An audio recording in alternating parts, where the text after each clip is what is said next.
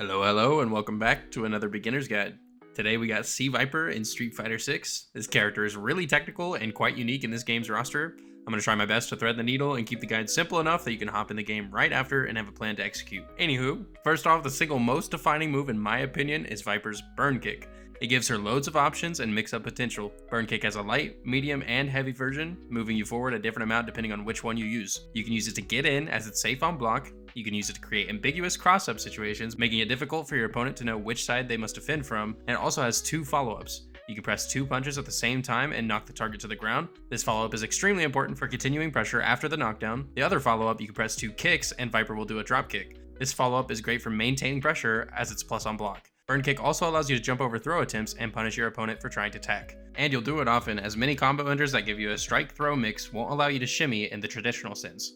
Of course, Burn Kick's options are amplified when you pair it with her Super Jump. Super Jump is a mechanic making its return to Street Fighter in Viper's moveset. To Super Jump, you must tap down and then quickly release to up. You'll then, as you could expect, jump higher than normal. It costs 1 bar of meter to super jump, but it's definitely worth the price because you can also use this move to cancel other moves. Some moves Viper has under normal circumstances aren't cancelable, but with super jump, more than likely you'll be able to cancel into a jump. A more advanced technique, you can cancel into super jump, then cancel the super jump startup before you actually leave the ground into another special move. While initially difficult to do, and requiring dedicated practice if you're not used to this type of playstyle, can be baked into your muscle memory all the same. I would definitely recommend practicing her super jump cancels as they are extremely important to her combos and pressure. Viper's next special, while not immediately as strong as the previous moves mentioned, is an extremely versatile tool. Thunder Dash is a great move to finish combos, and each version has its own follow-up ender, just like Burn Kick. The main one we'll focus on today is the heavy version. The main reason being that its follow-up has very simple, yet effective options to continue pressure. It's also the only version that you can combo into from Viper's lights. And finally, it's also Viper's anti-air. If you finish a combo with Heavy Thunder Dash into its follow-up Tracer combination, by pressing forward plus 2 punches, you can then dash up and throw, or crouching medium punch to create a strike throw mix-up. If you expect your opponent will tech the throw, you can Burn Kick to jump over the throw attempt and punish them. All of these options are auto-timed after a dash, making it extremely beginner friendly. I will note that if you end a grounded combo into the medium version without doing the follow-up, you're +1 in your opponent's face. The most advanced aspect of the Thunder Dash would be the ability to feint before the move comes out. If you input Thunder Dash and then quickly press kick afterwards, you'll perform a cancel. The main use of the cancel is to create new combo routes that are otherwise impossible.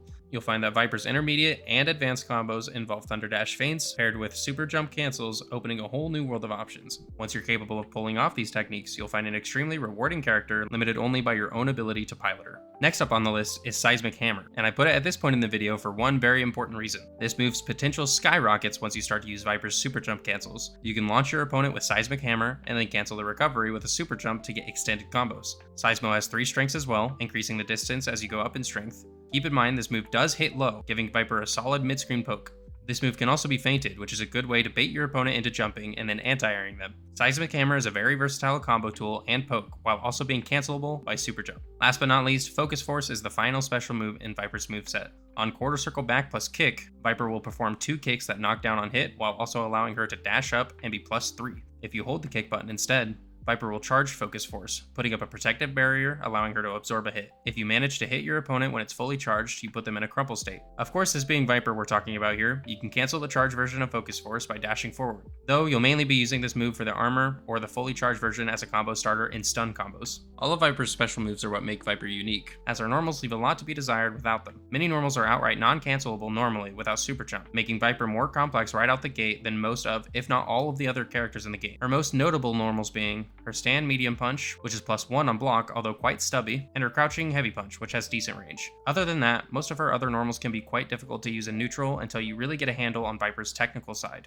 Finally, I want to go over Viper's supers, starting with her level 3 as it's the most standard of them all. Of course, it's invincible, so you can use it as a wake-up attack when you're put under pressure. Other than that, you'll be using it in combos to cash out all of your super gauge. Viper's level 2 is a really great way to get your opponent to the corner. This move, when landed mid-screen, will take your opponent all the way to the corner, and almost goes corner to corner, making it a great tool to turning a bad game around. Viper's level 1 is the most notable of all of her supers in my opinion, as it's strike invulnerable while also being an install. After landing her level 1, Viper is able to do all of her super jump cancel shenanigans without spending any meter, while also being able to do all of her special move follow-ups for free as well. This single-handedly changes Viper into a complete powerhouse during the duration of the install, as she can do everything she wants to do while also spending none of the meter. She also gains the ability to super jump once while in burnout as well, giving her essentially a way to spend 1 bar of meter in burnout, which is entirely unique to her. Overall, it's still extremely early to say for sure how strong Viper is. Overall, it's still extremely early to say for sure how strong Viper is as a character moving forward. But as of this video, it seems she's going to be an extremely strong pick for anyone brave enough to tackle her complex moveset. You'll spend a ton of time getting a grasp of how all of her mechanics work with each other. There are other great guides out there you can check out to simplify her execution via different input shortcuts. I would definitely recommend checking them out if you haven't already, as it really does help learning her shortcuts. I'll put one down below that really helped me if you're interested. Anyways, if you like fighting games, subscribe for more content just like this. Next up, I want to take some time to focus on the overall game plan for Viper. That way you can have a solid idea of the mindset you want to take into your matches. First and foremost, Viper is a pressure character. She wants to get in and mix you up without giving you any room to make adjustments. With that in mind, her Seismo and Burn Kick are going to be extremely important for playing neutral. You want to use Burn Kick to get in and to create ambiguous cross-up situations, and then you want to be able to pivot to a poking approach using Seismo as a pestering tool while also always having the threat of a super jump cancel for more damage. Another strong point of Viper is her level 1 super. Since she can get all the added benefits to her specials without spending any drive gauge, it always has potential to swing the match in your favor when you activate her install. The amount of options that you could potentially execute during this window is crazy. Of course, you also always have the option to use her level 2 to quickly take your opponent to the corner, since Viper has a throw loop in the corner that, mind you, she doesn't have to spend any meter for. Anytime you get into combo with her level 2, it will immediately swing the match into your favor as the corner carry is outrageous. As far as what to do to actually pressure your opponent, when you're close, standing medium punch is +1 on block. You can set up frame traps to condition your opponent to just block afterwards, which then allows you to walk up and throw. Of course, practice Viper's cancel options as well, as they're very strong in pressure sequences as well as combos. But with that, that's going to wrap up the game plan section of this video.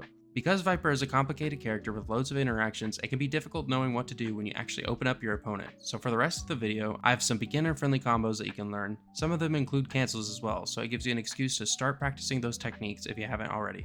If there's anything you'd like me to cover in future videos, make sure to comment down below, like the video if you liked it, and I'll catch you in the next video.